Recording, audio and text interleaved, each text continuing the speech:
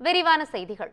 சென்னையில் தெருநாய்களின் எண்ணிக்கையை கணக்கெடுக்கும் பணி நாளை மறுநாள் தொடங்கும் என மாநகராட்சி ஆணையர் ராதாகிருஷ்ணன் தெரிவித்துள்ளார். சென்னை மாநகராட்சி சார்பில் தெருநாய்கள் கணக்கெடுப்பு பணி குறித்த பயிற்சி முகாம் ரிப்பன் மாளிகை வளாகத்தில் உள்ள அம்மா மாளிகையில் நடைபெற்றது.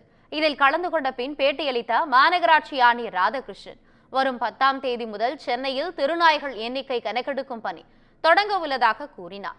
2 கல்லூரிகளை சேர்ந்த மாணவர்கள், சமூக ஆர்வலர்கள் ஆகியோர் இந்த கணக்கெடுப்பில் பங்கேற்க உள்ளதாக கூறிய அவர், கடந்த 2018ஆம் ஆண்டு கணக்கெடுப்பின்படி சென்னை மாநகராட்சிக்கு உட்பட்ட பகுதிகளில் 59,000 தெருநாய்கள் இருந்ததாக குறிப்பிட்டார்.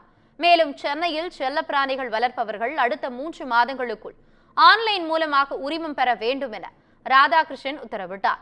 உச்சநீதிமன்ற அறிவுரைப்படி நாய்களை பிடித்த இடத்திலேயே மீண்டும் விடுவிக்க வேண்டும் என்ற கட்டாயம் உள்ளதாக குறிப்பிட்ட அவர், நாய்கள் மீது குறைந்தபட்ச நடவடிக்கை எடுத்தால் கூட நாய் ஆர்வலர்கள், சமூக ஆர்வலர்கள் எதிர்ப்பு தெரிவிப்பதாக குற்றம் சாட்டினார். தொடர்ந்து பேசிய மாநகராட்சி ஆணையர் ராதாகிருஷ்ணன், மூளையை தின்னும் அமீபா குறித்த பதட்டம் தேவையில்லை எனவும் தேவையான சுகாதார நடவடிக்கை எடுத்து உள்ளதாகவும் தெரிவித்தார்.